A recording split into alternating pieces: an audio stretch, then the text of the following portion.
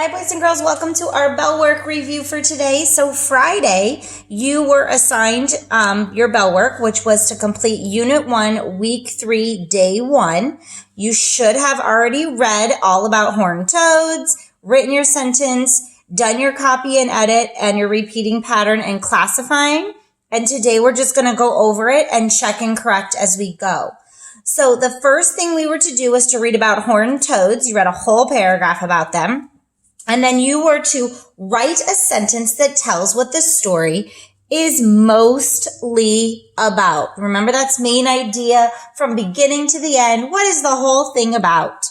So I'm going to use part of my question, my answer, and I'm going to say the story is mostly about. And then if I look at it and think about it, this whole story told me all kinds of different facts about a horned toad. So this story is mostly about horned toads. It gave me different kinds of facts, so I can actually say that it's about that.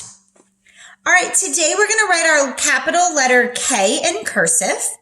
And this is a letter where we do pick our pencil up slightly. So we're going to start at the top. We're going to come down and pick up our pencil.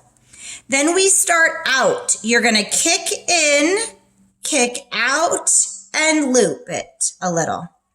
So it's down, pick up, kick in, kick out with a fancy kick out. Down, kick in, loop, kick out. Okay, press pause, continue your K's, get those down really good. And let's go on to our copy and edit. So the bird had long tail feathers. All right, let's talk about this. We know from now on that beginning of our sentence better have a capital T. The bird, nothing wrong with that, had, fine, long tail feathers. Now here's the issue. This tail is like a fairy tale. It means a story tale.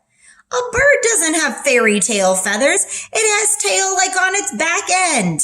So we need to change this tail to a different kind. It still is going to make the long sound A, but instead of bossy E telling it to say A, it's going to be a vowel, because when two vowels go a-walkin', the first one does the talkin'. So this is going to be written as T-A-I-L, tail with the A saying A because of the I. Now feathers, feathers. It looks like it's right, but this word is funky because the E in this word actually has a friend. And in most cases, like we just talked about, two vowels make the first one say its name. Well, when these two letters get together, they don't always do that. And the two letters that we're going to write here are E and A. And sometimes E and A say E, like in eat. And sometimes they say like in feathers. And the last thing I notice is we're missing that punctuation. So now let's write our full sentence here. The, nice capital, bird had long tail feathers. And I'm going to put my punctuation at the end here. Good job. Okay, repeating patterns. So it says create a repeating pattern using two colors and two shapes. Oh, let me grab another color here. All right, so I'm going to use the shapes triangles and circles.